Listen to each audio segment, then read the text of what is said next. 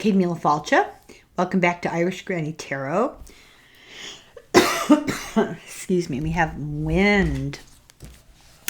This is video number 2 of The Land of the Gods by Helena Blavatsky. Interesting book for its time. I hope you will agree. So we've just finished part 1. This is part 2, if you want to go back. We're on section 3, Unexpected Revelations. So she is told by this guy. This is kind of this ongoing conversation. He's touring her around this big monastery complex. And the whole time he's doing it, he's kind of lecturing her, but she's interrupting with questions that takes him off in another direction. So he says to her that humans live a dream life that they mistake for reality. And we know this is Eastern thought, that all is an illusion. That humans really are celestial beings, and we are stored temporarily in a material, physical body. Our souls are. And so if you're unaware of this, you won't be able to guide or control your soul's growth. It's like a plant. It's dependent on its environment. Your soul is kind of, the way he explains it, passively waiting for you to water it and nurture it. I'm not sure I would agree that the soul is passive, but I get he's speaking metaphorically. So if you learn this, then you can nurture your soul's growth and you can become your own master. The ignorant depend on the conditions prepared for them. The wise can choose their own condition. For a long time, it was believed that humans could not improve themselves spiritually. They thought was insubstantial. And where do we store knowledge? What becomes of knowledge when our consciousness, when we die? And he says that if you exist after death and you can keep learning, why bother having a body at all? I think that's a really valid question if you haven't thought much beyond that. The point of it all is that we become immortals and we are going to manifest divine wisdom, but we have to get there, and to get there we need to evolve, and to evolve we have to learn lessons that raise our spiritual vibratory levels, and the human body makes a good tool to do that. But at the time that she was writing this was not conventional Christian thought at all. So she was told to use her mind to go out the door that she had just entered and to return to the valley, and she saw her own dead body.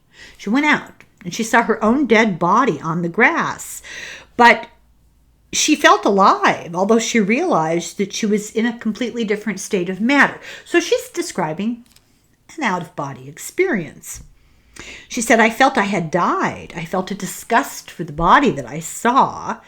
I felt free, like I had never felt before. And a voice inside of her said, you have to go back. And for this moment, I don't know if you'd call this a near-death experience, because she really didn't die. She went into an altered state of consciousness. So it's more like an out-of-body experience. She said for the moment she was still outside of her body with the adepts, and the adepts told her that the soul has many vehicles. This is not a new concept.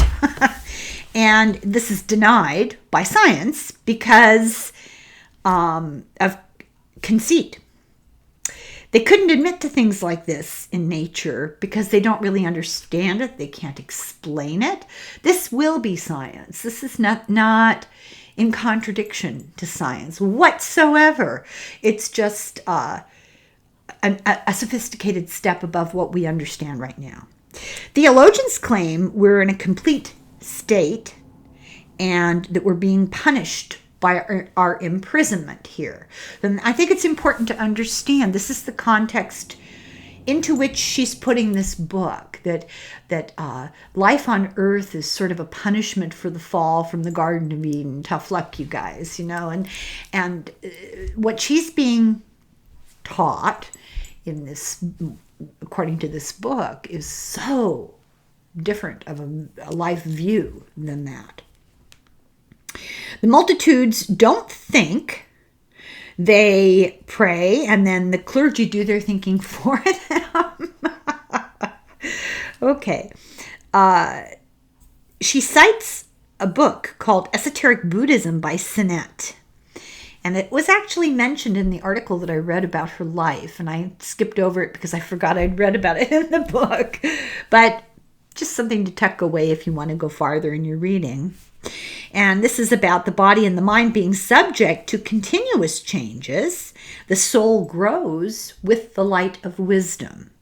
So your soul is not a static thing that, gets punished or rewarded here in this valley of tears. Strength comes from resistance. And that's interesting because, it's like a muscle. Strength comes from resistance. The soul needs challenges to grow. And challenges can be uncomfortable. You must learn discernment and not follow dogma. It's a really important message of this book. It's repeated over and over. It's so important to think for yourself. It's so important to recognize when you're being controlled and manipulated. Also, all of this law of nature is on an emotional plane as well as other planes, and we shouldn't be afraid to have our strength tested. We need to learn to endure animosity and envy and opposition, and it gives you a view of life at its true value. This is saying what we talked about the other day. In order to see the light, you have to have the dark contrasted. We need to learn to still our emotions. And another way to say that would be to not fear. Find truth in your heart. Love. And the larger world is in your interior vision. So, the kingdom of God is inside, right? Is within. Strengthen your character with harmony and the law of divine wisdom and love. This sounds so simple. It sounds so self-explanatory and basic. It's kind of shocking to me that she needed to present this in the book like this is something new. But that tells you we have evolved. We're quite different than we would have been 100 plus years ago. Individuality is important because we need self-reliance. We need to make our own judgments and use our own free will and not allow ourselves to be moved only by emotion. At some point in our maturity, we need solitude away from contrary influences. It's important for anyone trying to evolve themselves, to ascend in vibration, is to find solitude. And hang on. His advice is let the person who needs the world remain in the world. That doesn't mean we all have to join a cloistered order. It means it's a good idea to find quiet within yourself from time to time. Those who can't evolve a world within their soul need the external world to make any progress at all. So once the divine principle is awake in you, you won't need the storms of the outer world to grow your soul. And I would suggest, I have experienced this. This is not in the book. I've experienced this myself because of the last 3.5 years, whose name I dare not say. We were enforced to be introspective, to take time, to quiet the noise of the external world. Our interactions and choices became constrained and limited. And there was value in that, I believe, because it forced us to spend some quiet time that we could put to introspection. We could also put it to Netflix, but we could put some of it to introspection. And I think that was of value. And I almost feel like for many of us, that was a gift. I just thought I'd throw that out there. Resting and solitude, it doesn't have to be renouncing anything, because what you're doing is you're just really leaving the absurdity of things that no longer have value to you. And I think it would be a good idea. I know I've done this myself, is to sort of reevaluate how your priorities have changed over the past 3.5, 4 years. What things are no longer necessary to make you happy, or necessary to entertain you, or no longer as important as they once were. Target used to be a very important thing to me. I used to love to go there, but oh well. So the true aesthetic rises above the temptations of the material world. There we go. And don't anticipate a reward of happiness in heaven. You can't spend your whole life aiming that you'll be happy when you die, is what they're saying. You have to be happy in the here and now within yourself. And your only desire should be to create good for the world. That's a tough one. So it's great benefit if you have monasteries that would teach self-mastery and intellectual research based on the laws of nature. Good luck trying to find those. So we could rise above the material science of our time, not rejecting it, simply augmenting it to a more sophisticated level, and not being bound by any orthodoxy or creed. He said people need to be free to think, be at liberty to think freely. And this would illuminate the world, which is why much of what's going on in the world today is disturbing, because it's antithetical to this. It's not about the liberty to think freely. It's the opposite. And that's red flag time. As self-control and intelligence increase for us, then we will enter adeptship. And that's a fancy way of saying that you will evolve spiritually as you learn control of your negative emotions and you increase your understanding of things. And that's done by contemplation, meditation, music, prayer, being out in nature, and doing good acts. So she thinks to herself, now she's listening to him, and she thinks to herself, boy, I wish I were rich enough to do all this. And he reads her mind, and he says it's not about having a lack of money. It's a lack of people. He said you could distribute gold to everybody, and you would create a craving for more gold. You need people who think for the sake of true wisdom, not people who think for the sake of the money. Very few desire just plain understanding and wisdom. Intellect, sagacity, cunning, craftiness, that's not wisdom. Said some seek to use nature for selfish ends. Boy, ain't that the truth. So he describes his dream of a theosophical monastery, which is sort of a description of kind of a nirvana, and laments the fact that earthly life forces us to direct our energy outwards. And just, we're living in the real world, and therefore we don't nurture the divine germ in our heart. We are spending all of our time getting the necessities of life. Then he talks about the law of cause and effect, and he says it's blind to this argument. It's blind to the necessity of life. Our social organization has put many in a situation that they can't get the proper share of what nature provides for survival, and then therefore they can't focus from within to focus into their inner world.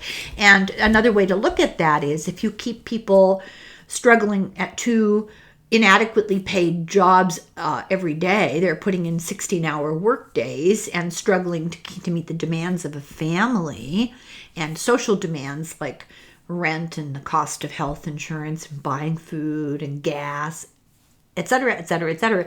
They don't have time to be introspective. So this is a luxury, to be able to read this book, to be able to listen to a synopsis of this book, to be able to debate these notions is a luxury. And I really encourage all of us to be grateful and appreciate that we have this luxury, because it's unique. Not very many people alive in the world today can sit around and schmooze about spirituality. I think we should, but yeah, life, right? So we need to harmonize with nature and restore the harmony of our social order. We falsely regard much to be necessary that we could live without. These are artificially created necessities, and he's better not be talking about my espresso machine. That's all I can say. Necessity is relative. He says we have to rise above necessities, and what is really necessary is eternal and permanent. The temporal world ends in time. So anything that you think is necessary in this physical reality is temporal. It ends in time. He criticizes mistreating animals in the pursuit of knowledge. That's a big one, and that would have been a unique perspective in her time period. He said people should be studying themselves internally. Theosophical knowledge is the result of feeling and seeing and understanding. And she feels sorry for anyone who can't recognize the presence of God in everything, the supreme spirit which pervades all. Nature, he says, is a manifestation of God. People are destined to restore within themselves the divine. That's our purpose. And when people realize the divine ideal is inside of themselves, reincarnation will have ended and the object of existence will have been accomplished. So recognizing and restoring our divinity within, seeing the kingdom of God within us. That's what we have to do. So part 4, the power of imagination. So she notices, oh, this garden here in the monastery has a lot of plants that come from warmer environments. Do they have heating in the floor? And she's told that the whole thing was created for her benefit by the spiritual world of the adept who guides the processes of nature to create. So they're talking about manifesting things with thought and intent and taking the action to make something happen. So the entire universe, the stars, the planets, all of that is all the product of the universal mind, which is the creator of forms. And I put in parentheses, plasma physics. That's what they talk about. Then he goes on to say, and this is a very Buddhist thing, that forms are not real. It's all an illusion. The elements of nature and matter that is the substance of the universal mind is everywhere, but it's only obvious to our senses when it achieves a certain density. So that too makes complete sense, because plasma is everywhere. Moving vibrations are everywhere, but we can't see them until they become concentrated in dense enough form to make a solid or a liquid. And we usually can't even see a gas. So there's an occult process unknowable to humans that exists in an effort of will that the adept uses to render density in his mind to bring substances to creation. So in other words, most normal people, most average people will not be able to do this because we're not evolved enough. But the potential is there that we can bring our thoughts with intention into a material reality. And she asks, can an image in your head, the adept's head, assume material form? And he says, do you believe the mind is only in the skull? He says, the physical head, the brain, the skull are all limited, and you can only see what's in your head. The whole rest of the world would be nothing, and you're lucky if your mind can reach out of your head to see the stars. So the mind comes in contact with all things, no matter how far from the physical body, and that's, what is that called? The bilocation in physics. The mind encounters impressions and receives them and carries them to the consciousness within the physical brain, and the brain is just the tool, the center, which takes the messages of the mind and receives them. And this is really astounding concepts for her time. They're ancient beliefs, but unknown to most people in her culture. He points to a magnolia with the white flowers, and when he pointed to it, began to fade, and it turned gray, and it disappeared. And he said he creates his own image, that humans live in the products of the imagination of others, that we live either in nature or in the minds of others, and we create what we see. That's a hard one to wrap your mind around. The spheres of the adept souls are not narrow. In other words, when you evolve your soul, your boundaries grow. They've expanded far beyond our bodies, and it'll expand, that those spheres will expand to become one with the universal soul. Humans don't understand the power of imagination. Disney tried to. Thought calls into existence, and this power, it can assume density, and it can live long after the physical body of the human creator has died. That's fascinating. And it will accompany the soul after death, because the creations that are thought into being are attracted to their creator. There's an electromagnetic pull there. Thought has power, but doesn't have life unless it's infused with life by the will. Without the will, thoughts are like shadows and will fade. What's he talking about? He's talking about intention. And this takes me back, as I often like to sort of justify a lot of the things I talk about that are hard things to think about. And, sometimes I get reprimanded by people, don't think about that stuff. Don't talk about that stuff. You're putting negative energy out there.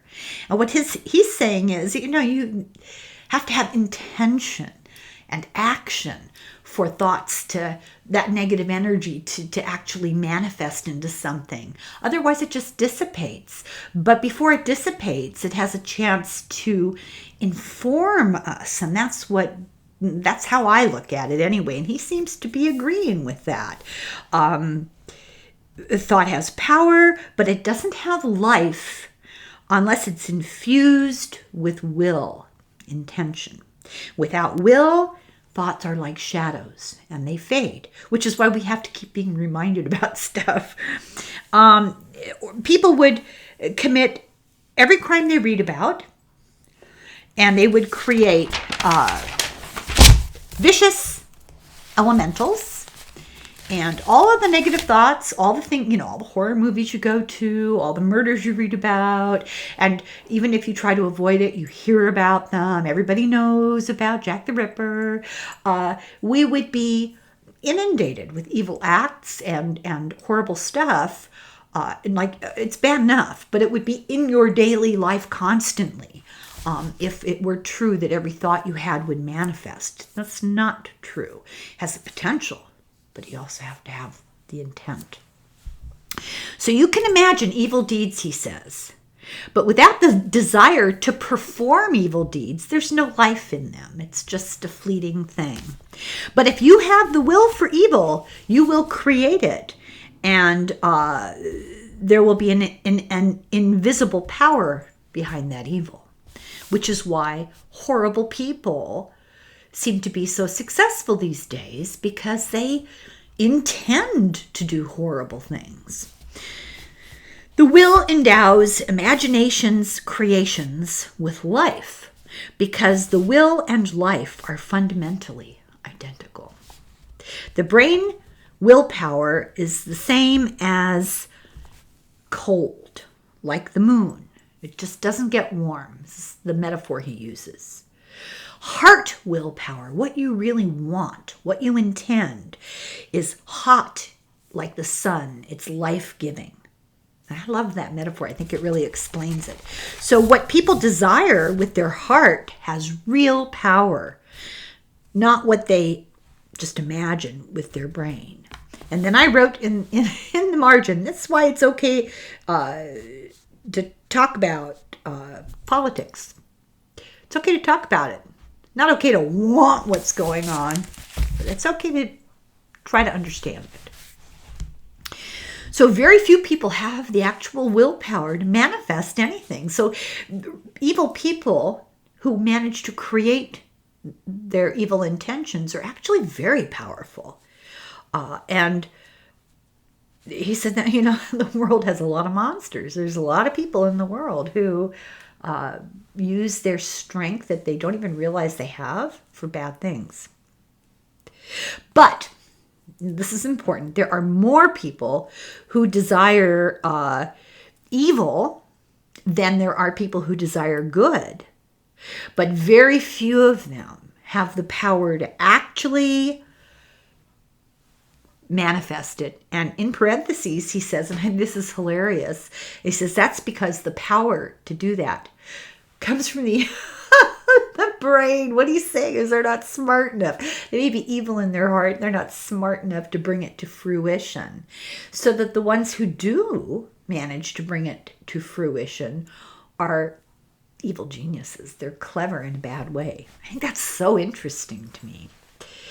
So usually what happens with people who have these evil impulses just end up harming themselves. So the masses should not possess a lot of spiritual power unless they become spiritually evolved for the good.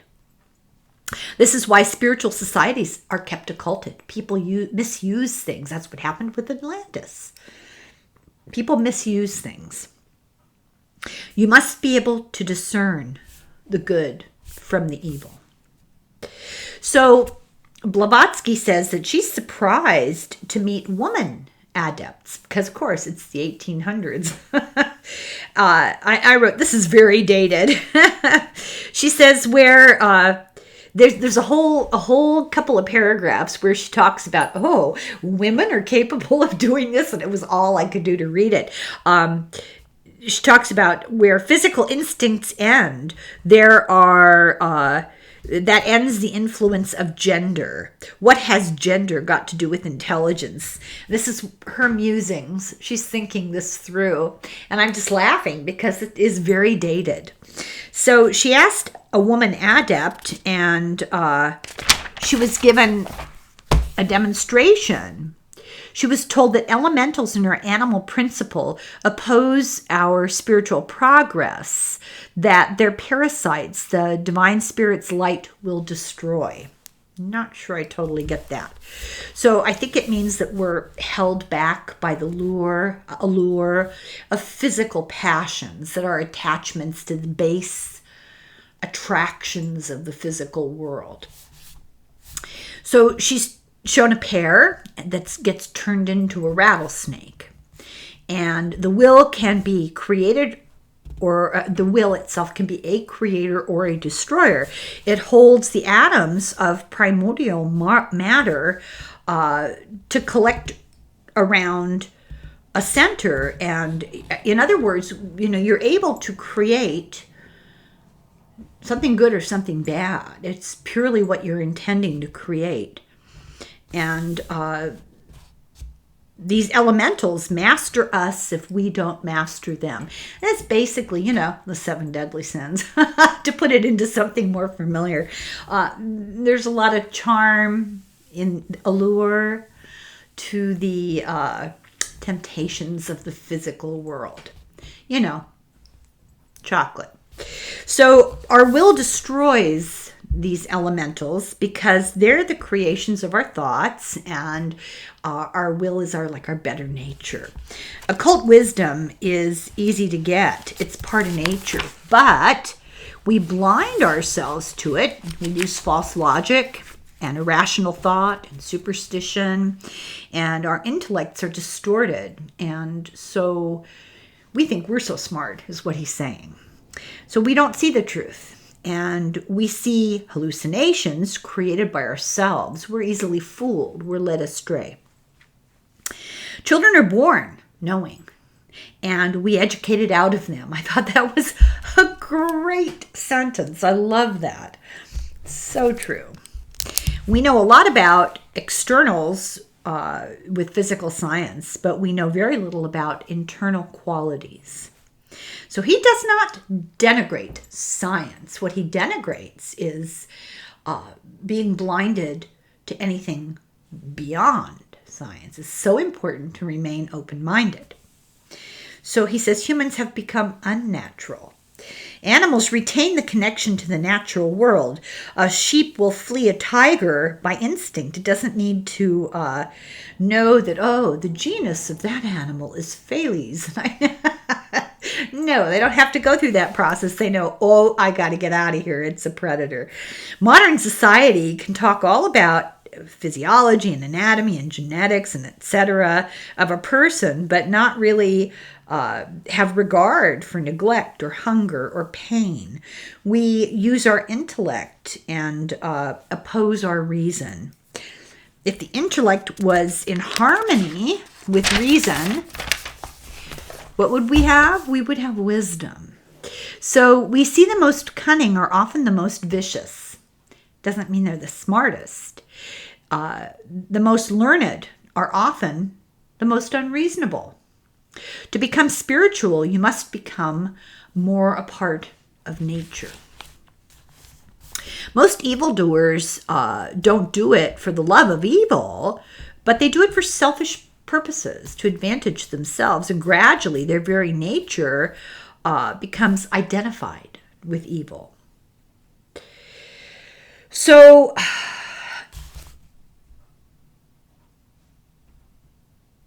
so this next section, I was like, I have a lot of comments I can't repeat in my own, my own thoughts about this next section.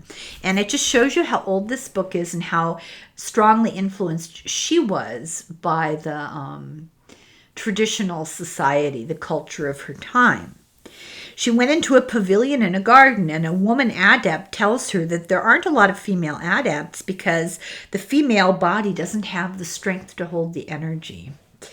And we must reincarnate as men because most women have more feminine energy and need more male energy. Now, I don't know if I believe this. I don't know if I agree with it. I don't know really what they're trying to get at when they're talking about this energy. I think we all hold both, and certainly women can be adept. Women can be spiritually evolved. I think that's crazy to say otherwise, but you have to take into consideration the context, the social context. Then she qualifies it. Not all women. There are a few exceptions.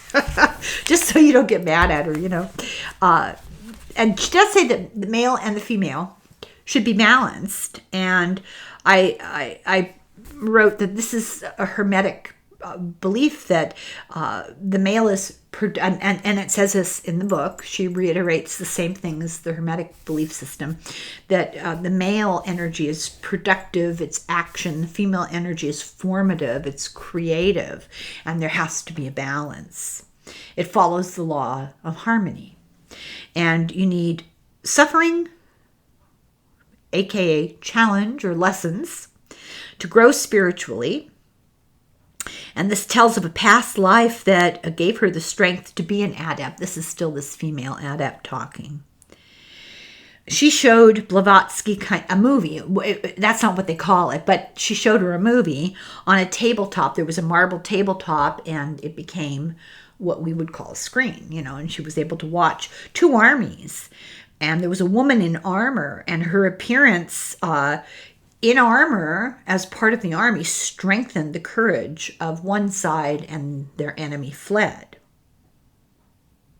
And then there's an interior. They see the interior of a church with the crowning of a king, and with the triumphant woman at her side. I think this story is probably familiar to everybody. And then they see her in a dungeon with inquisitors that hate her, and she's being tortured. And the same woman being burned at the stake. And all these women are the same historical figure, Joan of Arc. And this female adept who's talking to Blavatsky says, I was that woman. So the reincarnation. She's told that her soul is much older, even than those particular historical figures like Joan of Arc, and still alive. And she says, we, speaking about herself in the plural, have lived before the world was called the world into existence, and we will continue until the light returns to its source. Our real I, like we, they, I, the pronoun, our real I knows no age. It's eternal and independent of time. So spirit takes on an image to acquire self-knowledge. So this is talking about incarnations, reincarnation. The soul creates the body, which is why you can you look the way you look because of what's going on with your soul. The soul must be spiritually evolved to become entirely independent of the physical body. You have to raise those vibrations to rise above the three-dimensional.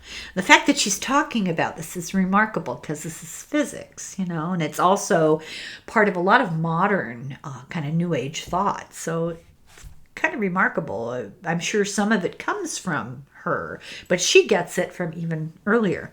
The conditions in which people live are the effects of previously acquired karma, which would be a new thought for people of her time in the West. To give presupposes the capacity to receive, and what she's saying is you can put this information out there, but you can't force it down the throats of people who are not ready to hear it. And no judgment.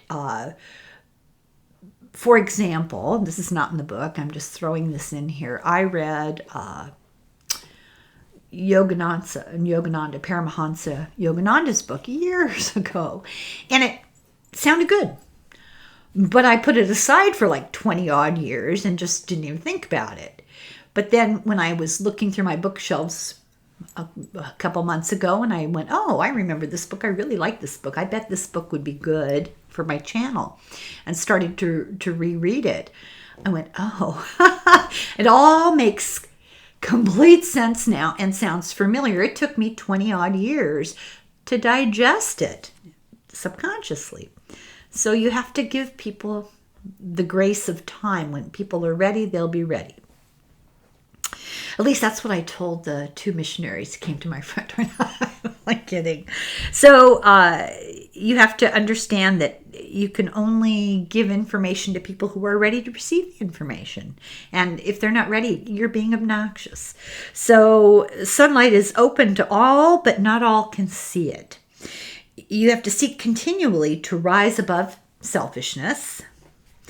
And a new adept comes in to show her what they call the alchemical lab. Now, as I said, she's being given a tour while all this discussion is going on.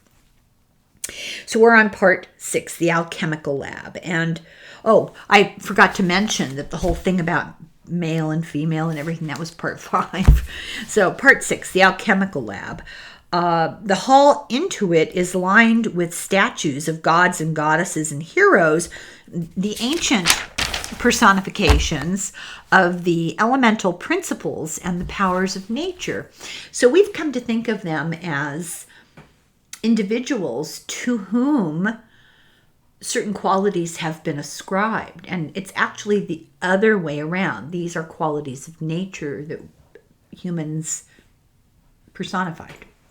So I'm going to try Flora, the goddess of flowers, plants in the Roman pantheon.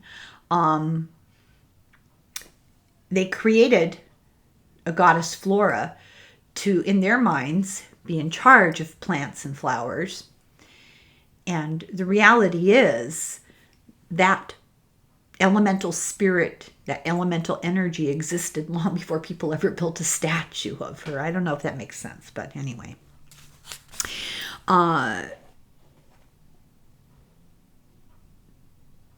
No ancient people who were really with it believed that these gods and goddesses were real.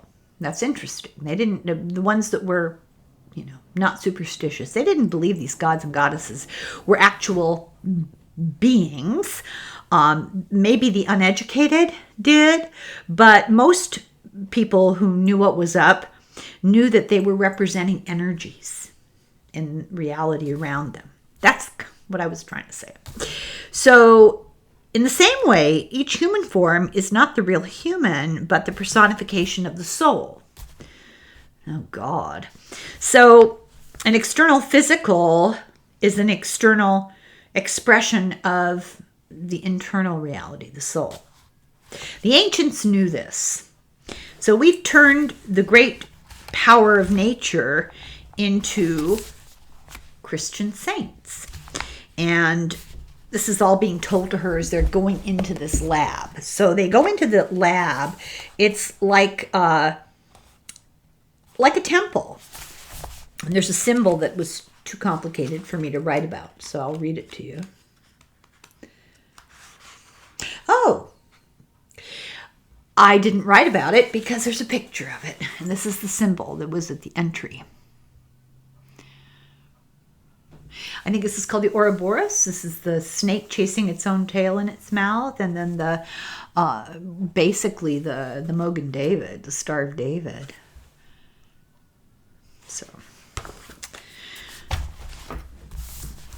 So the walls in this place are lined with books, and there's a side table with a few crucibles, dishes, and a burning lamp, and some armchairs. And everything that was in the room, that's all there was. It was in the room, and they were kind of laughing at her reaction because she kind of expected to see an apothecary shop, and that's not what it was like at all.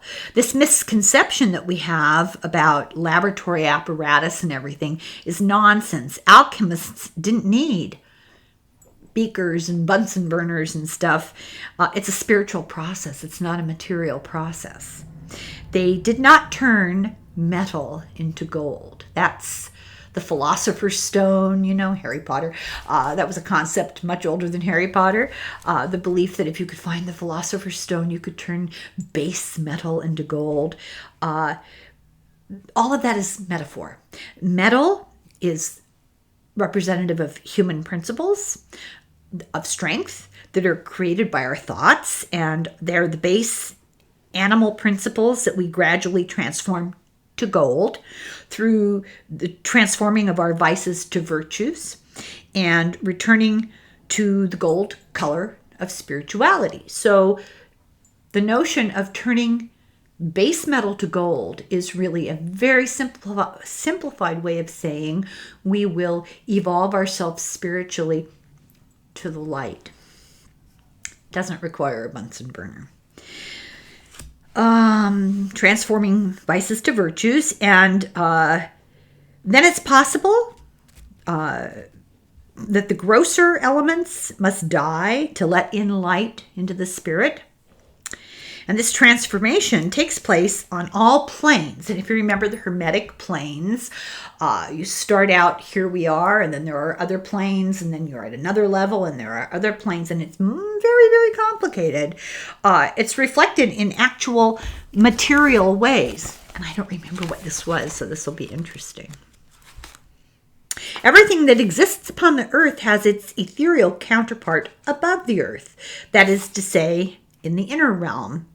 And there is nothing, however insignificant it may appear in the world, which is not depending on something higher or more interior. So that if the lower part acts its presiding, higher part reacts upon it. As above, so below. That's the tarot card of the magician. The microcosm of human is a true counterpart, image, and representation of the greater macrocosm of nature. In the former are contained all the powers, principles, forces, essences, and substances which are contained within the latter, from the supreme and divine spiritual principle called God down to the grossest state of the universal one life in which it is called matter. Those principles may be latent or active in either of the two organisms. They may exist merely germinally, as like seed, germinally in a form, or they might be in a developed state. It has been taught by the ancients that a human is a little world constituted like the big world which they inhabit. As above, so below. Everything is a holograph, right? We're going to get into that whole concept. Okay.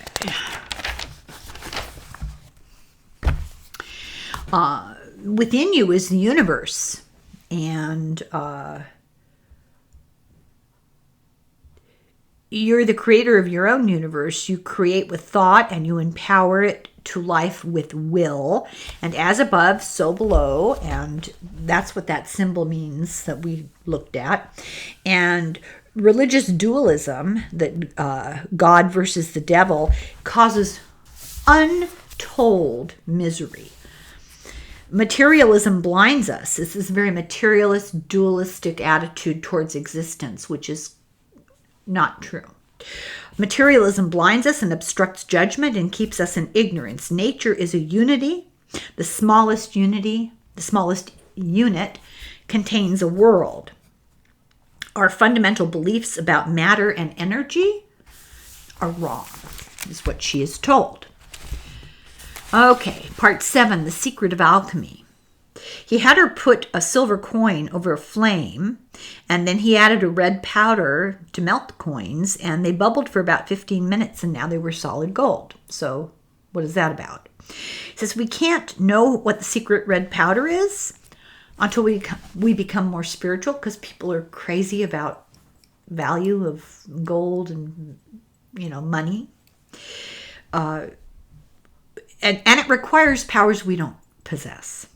But we do have the latent potential to learn it. Every substance is contained within the germ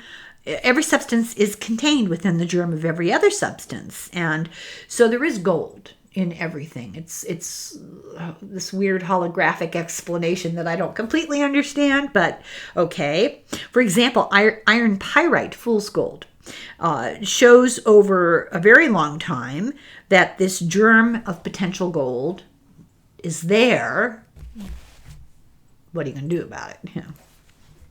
So to grow the germ of gold, you need the proper soil, the red powder, and it has a life principle that turns it to gold, and even stones have life principles and can activate that life principle. It's just too slow for us to see. I mean, it's just a lower vibration, and we're too slow and we don't get it. So the seed for plants grows in the plant, and that they're using that as an example. The germ, the seed for everything is within itself. And the seed for humans, same thing. And the seed for minerals, same thing. She asks for and is given a book to teach her how to do this gold transformation, alchemy. The secret symbols of the Rosicrucians of the 16th and 17th century are in this book, and it can teach much more, she's told.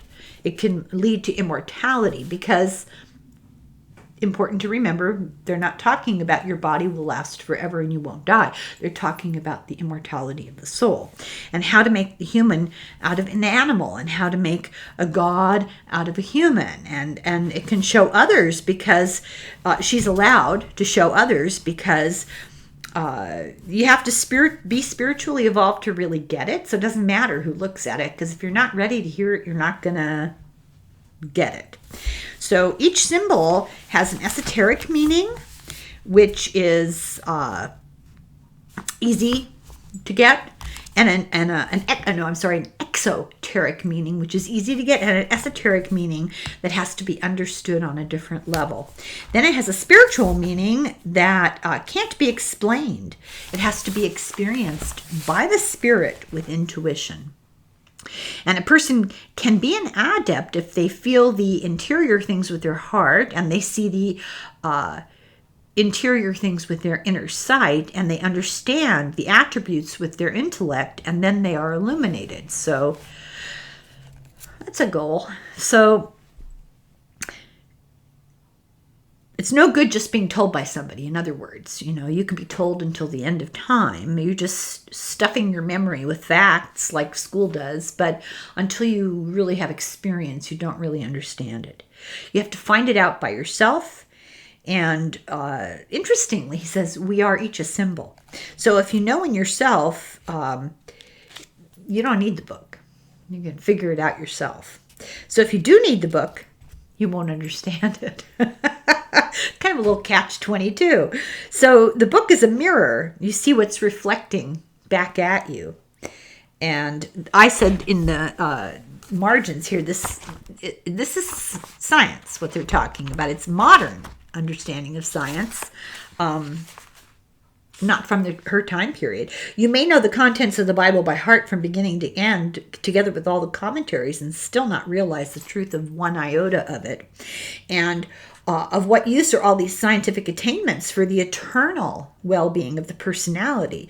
They're made for the comfort of the physical form, and their usefulness ceases when the physical form ceases to exist.